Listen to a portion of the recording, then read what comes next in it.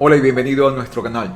Hoy te voy a explicar súper rápido cómo convertir un documento PDF con tablas y gráficos y lo puedas pasar directamente a Word sin usar programas adicionales. Te cuento cómo. Ubicas el archivo en tu computador, haces un clic derecho sobre el archivo, te vas a la opción de abrir con y nos ponemos elegir otra aplicación. Se abre esta ventana, te vas al final y seleccionas más aplicaciones. Buscas en la lista y ubicas el icono de Word. Le pones aceptar, te va a salir esta ventana, le pones nuevamente aceptar, esperas unos segundos y en pocos segundos tendrás tu archivo de Word listo para editar. Haces un clic acá arriba donde dice habilitar edición, aceptas nuevamente y tu archivo es perfectamente editable, como puedes ver, de tal manera que lo puedas utilizar y hacer los cambios que desees y no se daña ninguna de las tablas, ni el orden, ni los gráficos, ni nada.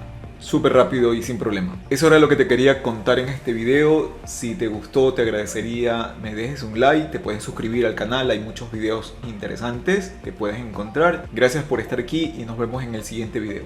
Chao, chao.